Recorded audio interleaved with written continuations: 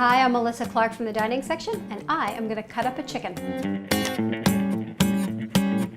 So you might be thinking, why is she bothering to cut up a chicken? You can buy a cut up chicken in the supermarket.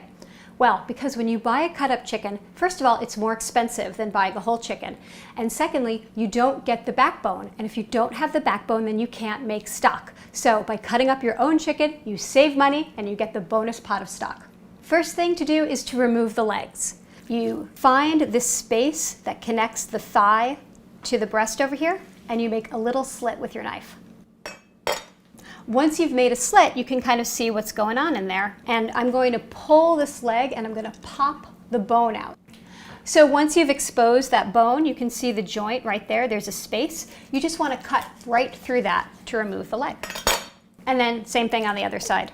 Then to separate the drumstick from the thigh, just flip the chicken leg over and then look for the fat line. You can see, do you see over here, there's this little line of fat? That shows you exactly where the joint is. So if you cut right through that, you're going to cut right through the joint. See?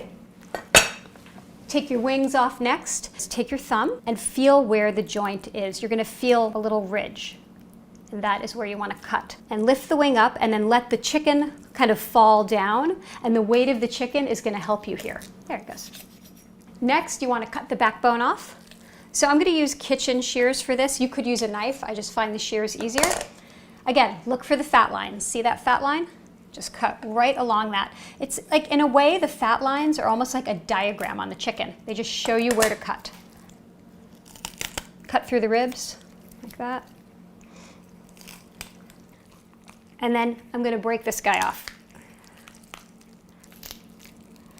You can either break the backbone off, or you can cut around it, or do some combination of breaking and cutting until it comes off. So here is the backbone, and this is your prize. This is what you're going to use for stock. I'm just going to throw it in a pot immediately. There. And now you're left with the breast. So what you want to do is separate this into two halves.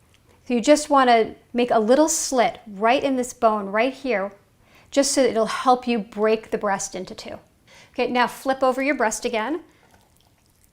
And I'm just going to bear down on it, and where you made that slit, the bone is just going to crack. There, you can feel it. There we go. Now smooth out the skin again, and then just cut right down the middle. Because you've broken that bone, it's going to be easy to cut right through. And that's it. At this point, I've cut my chicken into 8 different pieces. This is how I like to cook a cut up chicken. If you want, though, you could cut these breasts in half.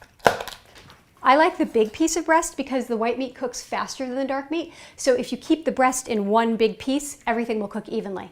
So now you have your backbone and it's all ready for you to make stock. And the great thing about making a very small batch of stock is it cooks quickly and it's easy to handle. You don't have a giant pot full of stock that you have to strain. You could add nothing more than a couple of garlic cloves or an onion and then cover it with water, and the stock would be great.